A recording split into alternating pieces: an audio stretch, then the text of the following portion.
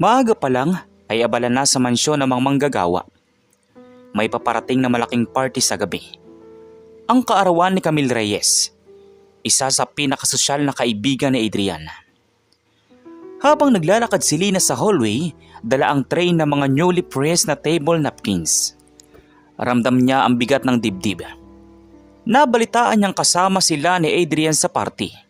Hindi bilang bisita, kundi bilang assistant. Matagal na niyang tinanggap na kasambay siya. Wala namang mali doon. Kailangan niyang trabaho. Pero sa mga ganitong okasyon, hindi niya mapigilang makaramdam ng kaba. Ibang mundo ng mayayaman. Ibang tingin nila sa mga tulad niya. Matikas na bumaba mula sa hagdan si Adrian. Naka-black suit, halatang galing sa meeting. When he saw her, his expression softened. Something that only happened when it was her. Lina, ready ka na ba mamaya?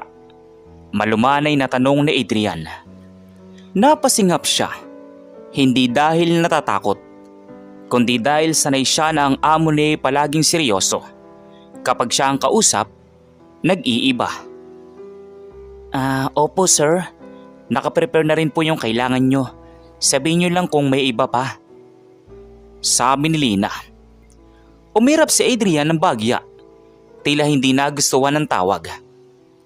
Hindi mo na kailangan tawagin akong sir kapag tayong dalawa lang. Napalunok si Lina. Hindi niya alam kung paano tutugon. Sanay lang po ako. Pasensya na po. Ngumiti naman si Adrian. Maya-maya, huwag kang kabahan. I'll be with you the whole time. At yun na nga, lumakad na ito palabas. Ngunit bago umalis ay sumulyap pa sa kanya. Yung sulyap na matagal nang nagtatanong pero hindi masabi. At si Lina, pinili na namang umiwas. Sobrang engrande ang party. Crystal lights, violin music, mga bisitang nakagawn at tuxedo.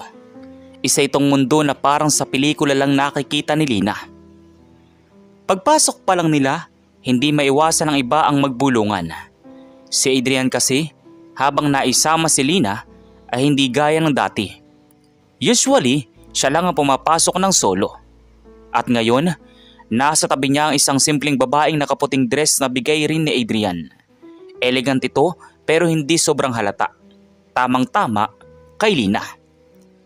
Pero sa mata ng mga sosyal, ibang dating. Maya-maya pa, lumapit agad si Camille Reyes. Naka-gold gown, maganda pero may bakas ng pagmamataas. Adrian, love, bakit siyang kasama mo? Pabulong na tanong ni Camille kay Adrian. She's with me, sagot naman ni Adrian. Tumaas ang kilay ni Camille. She's your staff, right? Kasambahay mo? Why would you bring her here? People might get the wrong impression. Napatungo si Lina. Handa nang umatras at magpaalam.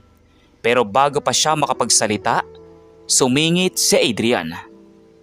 I brought her because I wanted to. Diretsong sabi ni Adrian. Dahil doon ay nagulat si Camille. Pero hindi pa doon nagtapos. May lumapit pang ibang bisita. Mga socialite na halatang nakatingin kay Lina mula ulo hanggang paa. Adrian, nag-level up na. Kasama mo palang maid mo. Sabi ng isang lalaki. Cute naman. Parang charity work. Inampun mo? Tumawa ang iba. Hindi na kinaya ni Lina. Napayuko siya at tumakbang palayo. Pero bago siya makalayo kahit isang akbang, biglang hinawakan ni Adrian ang kamay niya. Maigpit, hindi para pigilan, kundi para protektahan. Dahil doon ay napatigil ang lahat. Enough! Tama na! Malakas na sigaw ni Adrian. Napatahimik ang buong hall. No one talks about her that way! Nagkatinginan ng mga tao. Mukhang hindi sanay makitang nagagalit si Adrian. Lumapit si Camille. Pilit inaamo ang sitwasyon. Adrian, relax. They didn't mean anything. It just... Camille, I brought her here because she belongs with me. Nagbulungan ng mga tao. Belongs with me? Anong ibig sabihin niya? At doon, unang beses, nakita ni Lina ang tingin sa kanya ng lahat. Hindi bilang kasambahay, kundi bilang isang malaking palaisipan. Pero hindi pa tapos si Adrian. Hinila niya si Lina palapit. Dahan-dahan, parang ayaw niyang masaktan ito kahit sa hawak. Nakatitig siya sa kanya. Seryoso, totoo, walang takot. She's not my maid, wika ni Adrian. Huminto ang buong tao. She's my wife, dagdag pa niya. Dahil doon nanghina ang tuhod ni Lina. Hindi dahil sa kahiyan, kundi sa gulat. Hindi pa nila ipinapaalam sa kahit sino. Walang nakakaalam. Secret marriage nila. Dahil ayaw ni Lina ng spotlight and Adrian chose to respect it. Pero ngayon, kung kailan siya pinahiya, doon mismo pinagtanggol siya ng lalaking pinakamayaman sa buong event. Nabingi ang lugar sa katahimikan. Wala ni isa ang nakaimik. Si Camille, na dating mataas, ay parang biglang lumiit. Ang ibang bisita, hindi makapaniwala. Ang iba, napanganga. Ang iba, napayoko dahil sa kahiyan. Si Lina, hindi pa rin gumagalaw. Parang natanggalan ng boses. Marahan siyang nilapitan na Adrian. Tinanggal ang luwa sa gilid ng mata niya gamit ang hinlalaki. I'm sorry, sweetheart. Hindi ko hayaang maliitin ka ulit. Nag-angat ng tingin si Lina. Sapat na ang isang sulyap para makita niyang totoo ang lahat ng sinabi nito. At doon, natapos ang gabi. Hindi sa kahiyan, kundi sa isang revelasyon na nagpaikot sa buong mundo nila. Tahimik ang buong hall matapos ideklara ni Adrian na asawa niya si Lina. Walang matunog na tugtog. Wala ring mga bulungan. Parang huminto ang hangin at lahat ng ilaw ay nakatutok sa kanila. Si Lina halos hindi makahinga. Hindi niya inasahan na lalabas ng sekreto nila sa gabing iyon at hindi sa ganitong eksena. Hinawakan ni Adrian ang kamay niya. Marahang hinila papalayo sa gitna ng mga tao para mailayo sa titig ng mga mapangusgang tao. Pagkapasok nila, agad na isinara ni Adrian ang pinto. Si Lina, nakatayo lang. Hawak ang laylayan ng kanyang puting dress. Bakit mo sinabi sa harap nila, Adrian? Dapat hindi pa. Nako, hindi ko kaya makita kang hinahamak. Hindi ko kayang nakayuko ka dahil sa kanila. Lumapit siya sa harap ni Lina. Marahan siyang hinawakan sa braso. Hindi para pilitin, kundi para pakalmahin. Akala ko, kakayanin kong itago tayo para sa kapayapaan mo. Pero mali pala ako. Kahit anong respeto pang ibigay ko sa privacy natin, hindi ko hahayaang durugin kanila. Napaangat ang tingin ni Lina. Nangingilid pa rin ang luha. Ayokong maging dahilan ng gulo sa mga kaibigan mo. Hindi sila kaibigan kung minamalik ka nila. Napayoko si Lina. Isang malalim na katahimikan ang dumaan sa pagitan nila. Habang nasa loob sila, sa labas naman ay kagulo. Usap-usapan ng lahat ang nadiskubre nilang sikreto. Hindi ako makapaniwala. Asawa niya pala. Kaloka. Sabi ng isang tila baklang guess. Grabe. From kasambahay to billionaire's wife? Lifetime jackpot. Sabi naman ng isa pa. Hindi bagay. Hindi siya pang high society. Sabi naman ng isang sosyal na babae. At syempre, pinakamasama ang reaksyon ni Camille. Hindi nakatiis si Camille. Pasiklab na binuksan ang pinto at pumasok. Nagulat si Adrian. Pero mas nagulat si Lina. So, this is real? Hindi mo kami niloloko, Adrian? Asawa mo talaga siya? Hindi nagsalita si Lina. Pero si Adrian, tumayo agad sa harap niya. Parang proteksyon. Camille, hindi mo kailangan pumasok dito. May karapatan ako. May party, may venue, and you embarrass me in front of everyone. I didn't embarrass you. Ikaw ang hindi marunong rumespeto. Lumapit si Camille. Halos idikit ang mukha kay Lina. So, anong ginawa mo? Niloko mo siya? Nagpanggap ka? Nagpakyut? Ginamit mo siya? Hindi na nakapigil si Lina. Sumingot siya. Nag-ipon ng lakas bago nagsalita. Hindi ko po ginamit si Adrian. At hindi ko po hinihingi ang posisyon ko ngayon. Hindi po ako humingi ng kahit ano. Nagulat si Camille. Hindi niya inakala na sasagot si Lina.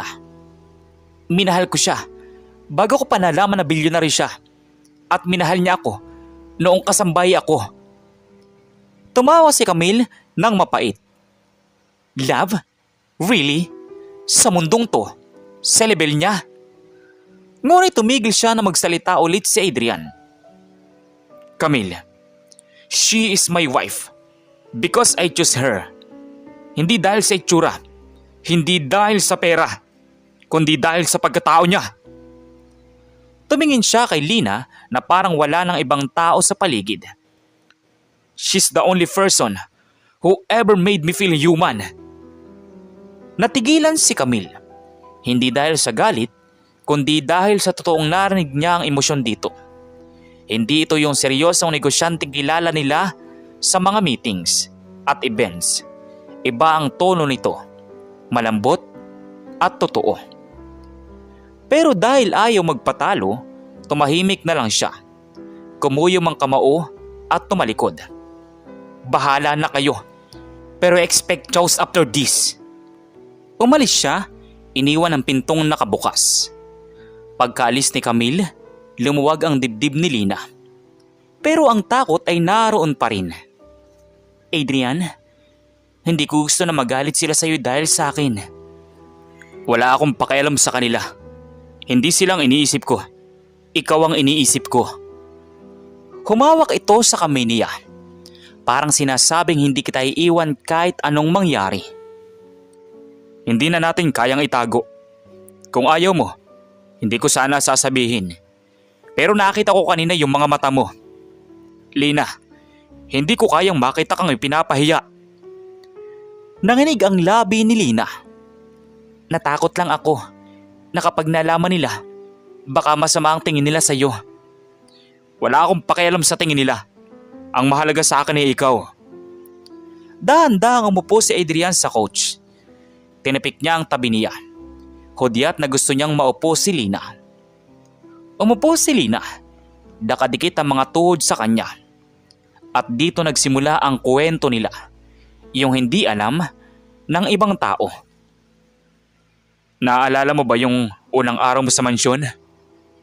Napangiti ng mainhin si Lina.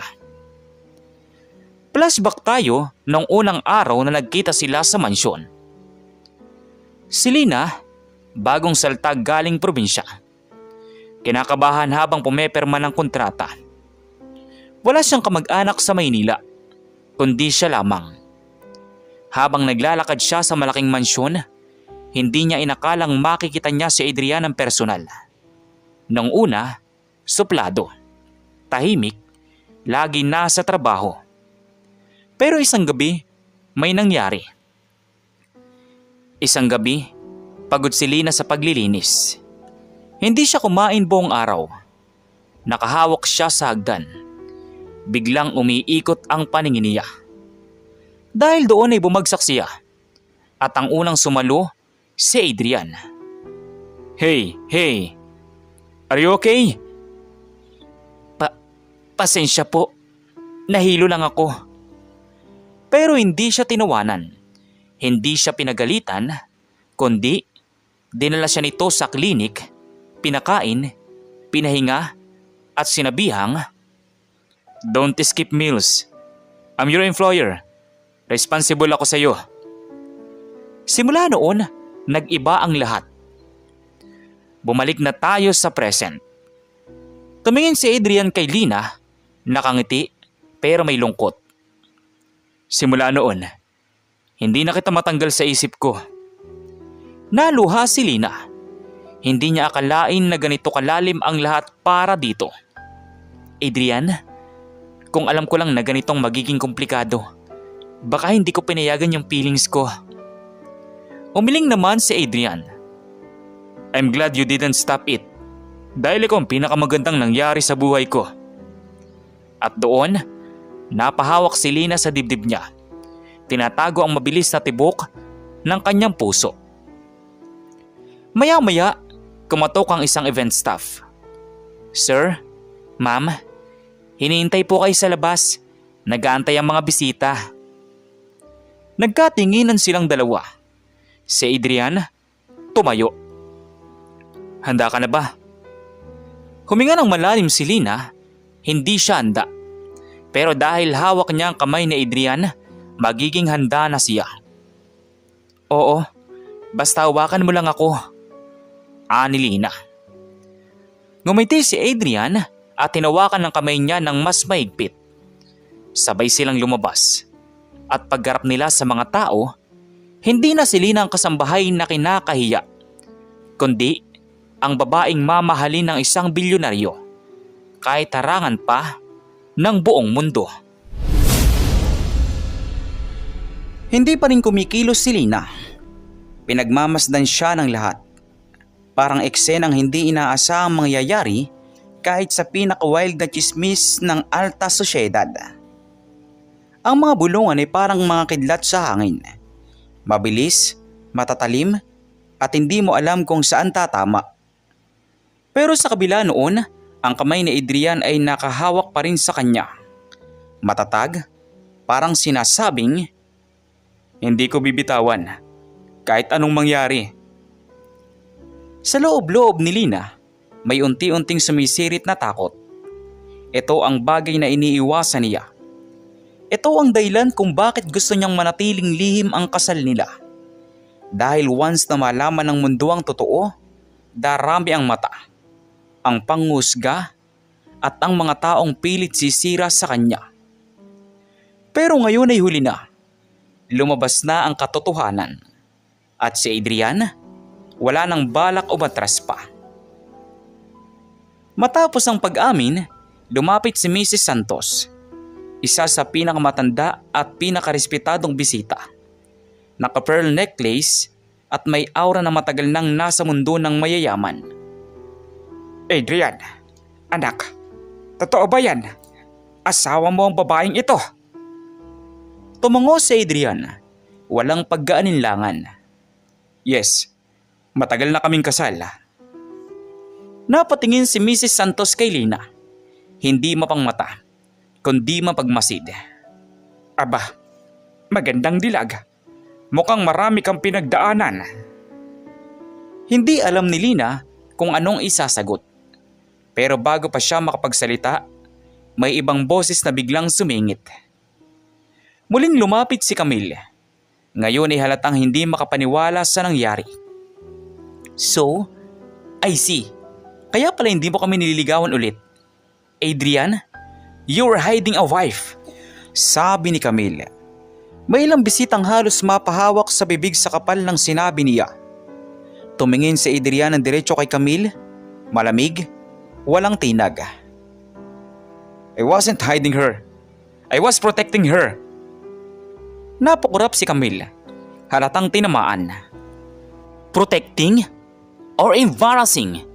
Adrian, look around you. Look at the reaction of the people you brought her into. You think she belongs here? Doon nabasag ang tahimik na galit ni Lina. Hindi na niya napigilan na magsalita. Hindi ko kailangan pamukha mo kung saan ako dapat ilagay. Nagulat ang lahat. Si Lina, sumagot na. I didn't come here to impress anyone. Hindi ko nga alam na dadalhin ako ni Adrian. Pinilit ko mang umiwas. Pero kami ang nagdesisyon sa buhay namin. At hindi kayo. Napatingin ang mga tao sa isa't isa. Hindi sanay makakita ng ganitong tapang mula sa isang babaeng tingin nila'y ordinaryo lamang. Ngumiti si Adrian ng lihim. Proud. Pero ayaw pang tumigil din ni Camille. You know what, Adrian? You ruined your image today. Billionaire ka. You could have chosen a woman on your level. Pero, kasambahay? Really? Wika ni Camille. At doon nalaglag ang panga ng halos lahat. Hindi dahil tama si Camille, kundi dahil masyado na siyang lumalampas. Naglakad si Adrian palapit. Hindi para umatake, kundi para tapusin na ang lahat. Camille, ang problema mo ay simple. Hindi mo matanggap na hindi ko pinili ang isang katulad mo. Nanginginig ang panga ni Camille nang marinig iyon galing kay Adrian. And if you can't accept my wife, you don't belong in my life either. Tumigil ang oras. Ang mga bisita natulala. Si Camille napaatras, halatang nasaktan ng kanyang pride. At sa unang pagkakataon, walang naisagot ang babaeng sanay magsalita. Hinila ni Adrian si Lina mula sa gitna ng crowd. Hindi dahil nahihiya siya, kundi dahil ayaw niyang ma-stress ang asawa niya ng sobra. Pagkalabas nila sa garden area, huminto siya. Humarap kay Lina at tinawakan na magkabila nitong pisngi. Sorry, hindi ko sinabing gano'n ang mangyayari. Wika ni Adrian. Hindi tumingin si Lina. Nakatingin siya sa lupa. Parang ninanamnam ang bigat ng nangyari. Bakit mo kailangan sabihin ngayong gabi? Bakit hindi mo muna ako sinabihan?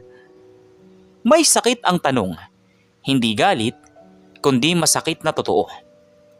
Napabuntong hininga si Adrian. Because I heard them.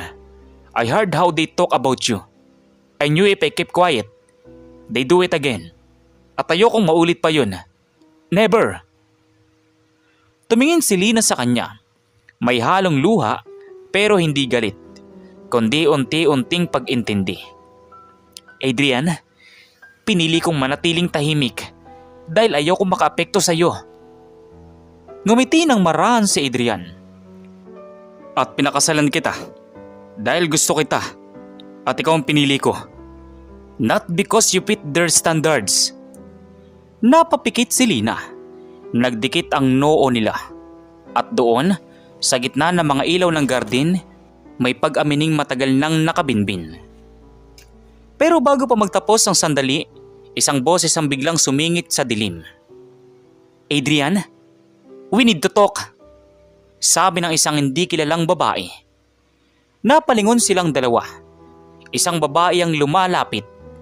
Hindi kasing sosyal ni Camille, pero elegante. May hawak na envelope. At ang mata nito, seryoso. Miss, may kailangan ka? Tanong ni Adrian. Ang babae ay huminto sa harap nila. Tumingin kay Lina at nagpakilala. Hindi mo ako kilala, Mrs. Valencia. Pero kailangan mong malaman ang totoo. Inabot niya ang envelope kay Lina. Matagal na kayong binabantayan, sabi ng babae. Napalunok si Lina. Napatayo ng tuwid si Adrian. Handang ipagtanggol siya. Who sent you? Tanong ni Adrian. Pero bago pa sumagot ang babae, lumingon ito sa paligid. Parang may kinatatakutan at mabilis na umalis. Naiwan sa kamay ni Lina ang envelope. Mabigat, makapal, at talatang hindi simpleng sulat. Adrian? Ano to? Tanong ni Lina. Dahil doon ay napahinga ng malalim si Adrian. Whatever it is, we'll face it together, sabi ni Adrian. Hindi pa nakakapagsalita si Lina nang mailapag ang mabigat na envelope sa kanyang mga kamay. Halos maramdaman niya ang bigat ng bawat liham na nakapaloob dito. Hindi lamang papel, kundi posibleng nakatago ang isang katotohanan na magbabago ng lahat. Huminga siya ng malalim at tumingin kay Adrian. Nakita niyang seryoso mukha nito. Ang mata niya ay handang ipagtanggol si Lina sa kahit sinong banta. Tahimik ang paligid, tanging ang malakas na tibok ng puso ni Lina ang ramdam niya. Dahan-dahan niyang binuksan ang sobre. Lumalabas ang isang makapal na dokumento. Puno ng lihim na impormasyon tungkol sa pamilya ng Valencia, mga negosyo, transaksyon at mga tao na maaaring may bahid ng katiwalian. Huminga ng malalim si Lina. Pilit kinokontrol ang takot at pagkabigla. Adrian, ano to? Tanong ni Lina. Kinuha niya ang kamay ni Adrian at sa pagtingin niya sa asawa, ramdam ang katiyakan. Hindi niya kailangan ng sagot ng ibang tao. Sapat ng pagkakaintindihan nilang dalawa. Whatever it is, we'll face it together.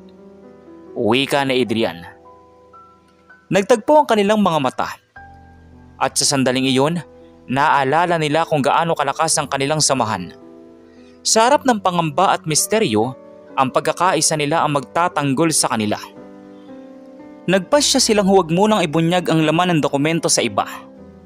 Sa loob ng mansyon, naglakad sila sa terrace, tanaw ang city skyline. Tahimik ang gabi, ngunit puno ng tensyon at katanungan. Hindi natin alam kung anong layunin ng taong ito, pero kailangan nating maging maingat. Hindi lang para sa atin, kundi para sa lahat ng mahal natin. Tumango si Lina. Ramdam niya na kahit mabigat ang lihim na hawak nila, may lakas siya sa piling ni Adrian. Alam kong kaya natin ito. Basta magkasama tayo. At sa kanilang harapan, naramdaman nila ang isang panibagong simula. Hindi lang sa kanilang relasyon, kundi sa kung paano nila haharapin ang mga lihim na matagal nang nakatago sa dilim. Ang envelope, hindi lamang nagdala ng takot, kundi nagbukas ng pagkakataon para sa katapangan, pagmamahal at bagong kabanata sa buhay nila. Samantala, kinabukasan, nakaupo sa study room si Lina. Hawak ang mabigat na dokumento. Ang bawat pahina ay puno ng pangalan, numero at lihim na transaksyon ng negosyo ng pamilya Valencia. Hindi niya maalis ang kaba. Maaari itong magdulot ng kaguluhan kung mali ang hakbang nila. Maya-maya, lumapit si Adrian at umupo sa tabi ni Lina. Lina, tingnan natin na maayos. Kailangan nating maintindihan bago gumawa ng hakbang. Nagtagpo ang kanilang mga mata. Ramdam ni Lina ang katiyakan sa presensya ni Adrian. Kahit ano pa ang laman ng lihim, sabay nilang haharapin iyon. Dahan-dahang binuksan ni Adrian ang dokumento. Pinagmamasdan ang bawat pangalan at detalye. Hindi lahat ng nakalista dito ay mali. Pero may ilan na dapat nating bantayan. Kung hindi natin ito maayos na haharapin, pwede tayong mapahamak. Pati ang kumpanya. Napahinto si Lina. Tinignan siya kay Adrian. Adrian, sinong may ginawa nito sa atin? At bakit kami? Baka may tao sa paligid natin na hindi gustong ginagawa natin. Pero kahit sino pa yun, hindi nila tayo matatalo. Hindi basta-basta. Nagdesisyon silang hindi muna ipaalam sa iba ang laman ng dokumento. Kailangan muna nila magkaroon ng malinaw na plano bago lumabas ang anumang impormasyon. Una, kailangan nating alamin kung sino nagpadala ng envelope na ito. Kung alam natin iyon, mas malaki ang tsansa natin na mapigilan ng anumang banta. May alam ka bang paraan? Meron. Tatawag ako sa ilang taong pinagkakatiwalaan natin. Private investigators. Hahanapin nilang babae at aalamin ang katotohanan. Tumango si Lina. Ramdam ang kaunting ginhawa. Sa kabila ng kaba, may lakas siya dahil magkasama silang mag-asawa. Ilang araw ang lumipas at sa isang lihim na pagpupulong, dumating ang babae. Ang hindi kilalang babae. Hindi siya nag-aksaya ng salita. Tahimik niyang inilatag ang kanyang mga cards, mga ebidensya ng katiwalian sa ilang business partners ng Valencia family. Hindi ko kayo kilala sa personal noon, pero nakita ko kung paano kayo pinagtanggol ng mga kababaihang gaya mo. Lina, kailangan niyong malaman ng totoo para maprotekta ng pamilya ninyo. Sinong nag-utos sa iyo na ipadala ito? Tanong ni Adrian. Tumahimik ang babae. Tahimik na tumitig kay Adrian at sa wakas ay humarap kay Lina. Hindi po para saktan kayo. Para lang po kayong maging handa sa mga susunod na hakbang ng ilang tao sa paligid ninyo. sabi ng hindi kilalang babae. Pinakita ng babae ang ebidensya, ilang kontrata at financial statement na may maling entry. Mga transaksyon na maaaring magdulot ng malaking perwisyo kung hindi maaagapan. Ito, pwede tayong malugi, sabi ni Lina. Hindi, kung gagawin natin ang tama, kaya kailangan natin maging matalino, maingat, at mabilis. Nag-usap silang dalawa ng masinsinan. Nagplano sila kung sino ang dapat kausapin, paano itatama ang mali, at paano mapoprotektahan ang kanilang pamilya at negosyo. Lina, sa buhay natin, may mga pagkakataon na hindi natin kontrolado ang lahat. Pero sa bawat akbang natin, sabay tayong lalaban. Hindi lang para sa negosyo, kundi para sa pamilya natin. Tumango si Lina, damang-dama ang suporta ni Adrian. Sa loob ng ilang linggo, nakipagtulungan sila sa mga investigator at legal team. Unti-unting naitama ang mga maling transaksyon at nalantad ang mga taong may masamang intensyon sa kanilang pamilya. Si Lina, na dati ay tahimik at madaling maapektuhan, ngayon naging matatag na kasamahan sa pagdidesisyon ni Adrian. Hindi lang siya asawa, kundi isang partner sa pagharap sa mga hamon. Kahit ano pa man ang dumating, alam kong kakayanin natin. Salamat sa pagtuturo sa akin kung paano maging matapang, Adrian. Wika ni Lina. Salamat din sa iyo, Lina. Dahil sa iyo, mas naging buo ang pamilya natin at wala na tayong dapat katakutan. Basta magkasama tayo. Sa uli, naayos ang lahat ng banta. Ang mga taong may masamang intensyon ay napahinto sa kanilang mga plano. Sa mansyon, nakaupo sina Adrian at Lina sa terrace. Tanaw ang city skyline. Tahimik ang gabi, ngunit puno ng ginhawa, pagmamahal at bagong simula. Ang envelope na dati puno ng kaba at misteryo, ngayon ay simbolo ng lakas nila bilang mag-asawa. Magkasama sa hamon at handa sa kahit anong susunod na yugto ng buhay. Handa na tayong harapin ang lahat na magkasama.